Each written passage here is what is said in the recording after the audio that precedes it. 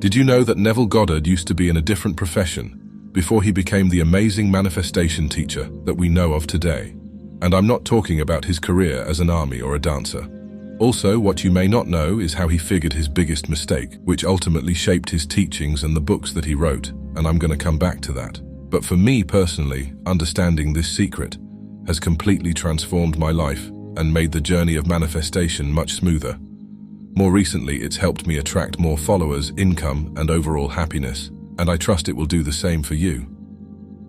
If you are into manifestation and law of attraction, you may know of Neville Goddard, whose teachings on the law of assumptions are becoming popular day by day. But what most people don't know about him is his journey of discovery and how his teachings became as effective and powerful as they are today. To illustrate this, we will have to talk about Neville's personal story. When I learnt about this story from his lecture called The Pearl of Great Price, it was an eye-opening experience for me. And in my opinion, this lecture is one of his most important ones he ever gave. See, what you may not know is at one point, Neville was very successful as an astrologer. The entire Metropolitan Opera would come to see him to get their charts read. He believed in the charts and the readings, so much so that he predicted everything with a very strong conviction, and his clients were completely sold on it as the predictions kept coming true. But then one day Neville came to have a profound revelation that changed everything, and it led to his teachings that we know of today. So one day Neville Goddard went to visit his friend Norma Carpenter at her residence in New York. Having retired from a teaching career in Scranton, Pennsylvania, Norma relied on a modest pension that came from both her husband's railroad work and her prior teaching employment. Looking to supplement her income, she learnt about horoscopes and chart analysis. And she learnt it all from Neville himself. But when Neville arrived there that day, he saw that Norma was very distraught and anxious. Curious to know what was going on, Neville asked her. Norma then opened up about an incident that happened earlier that day. A client suggested by Norma's friend was looking for urgent guidance. The client then came to meet her in person, who was curious to know about a business deal that was happening the same day. Fueled by her own strong belief in the charts, Norma confidently predicted a prosperous opportunity for him. The client agreed to pay her $100. But only if her prediction came true, and he wouldn't pay in advance. His reason was they'd find that out by the end of the day anyway. So, Norma happily agreed and the client went out on his way. But the problem that worried Norma so much was that she had mistakenly read a chart of a completely different person. Because of the wind, pages had been turned, and the reading that she gave was from the chart of a man that was 10 years older and had nothing in common with the client. So listening to all this, Neville was trying to calm her down, and he asked her, "Did you believe in the chart as you were reading it?" And Norma answered yes.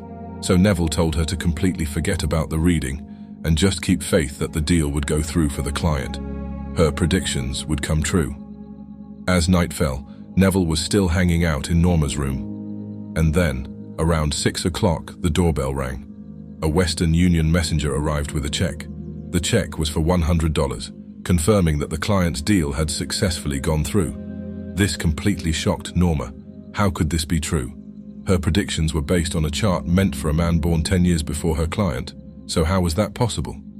And this is what made Neville realize that he had been wrong all those years. He came to understand that it was not the charts that were creating so much success for his own clients, but rather his strong belief and conviction in the prediction of the charts coming true. And of course, this confidence would transfer onto his clients, which made it even more powerful. Now, if you're still wondering what it has to do with your own manifestation journey, let me clarify. We normally take things that are external, like these horoscope charts or tarot card readings, a certain object that might be a good luck charm, and we think, that's the real reason for my success. For others, it might be a certain habit, like a daily workout routine or chanting a certain mantra a number of times. All those external things can be helpful, but they are completely unnecessary as we already have the true power within us. And this true power is, as Neville calls it, your own wonderful human imagination. Everything else is just like a placebo that we put our faith in, and they work only because of our confidence and belief in them. But if you simply believed in your vision, your imagination of it already coming true, you wouldn't need anything else to believe in. That's why in the lecture Neville Goddard says, everything you now believe in, whether it be the drugs that you take, even the things of diets. If you're a vegetarian and you think that's the way to God, if you're a meat eater and you think that's the way to God, If you're a non-smoker, non-drinker, and that's the way to God, or if you are a smoker and a drinker, and that's the way to God. There is no way to God but Christ himself. And Christ, according to Neville, is your own imagination, and God, it's what we wish to have and become. And this goes to us making our manifestation conditional. For example, many people have flawed beliefs that they affirm, such as, if only I was thinner, then people would like me and I'd have more followers on TikTok.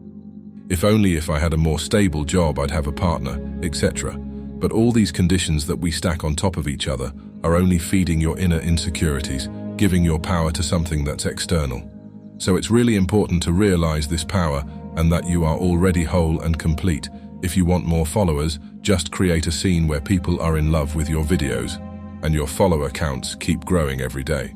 And if you want to manifest a relationship, imagine a scene where you are with a partner who loves you just the way you are, not for the income that you earn. Yes, you can work on those things too, but the only thing that guarantees your success is your vision, belief, and persistence. The power to create your own reality comes from within, as you actively use your imagination to envision the life that you want. Neville goes on to say, even after he found out about imagination being our ultimate power, he still held on to old ideas, like using astrology to explain failures. But then this moment made him understand that he was in control of his own life, not horoscopes. He had to let go of relying on charts and get rid of their influence in his thoughts. Similarly, you have to let go of any beliefs that say outside things control you. Holding on to ideas like astrology or other outside powers stops you from reaching your full potential. Yes, you can use it as a guide from time to time. But to truly get this lesson, you need to give up any doubts and fully believe in your own inner power. Understanding and applying this to your manifestation journey can make you really powerful.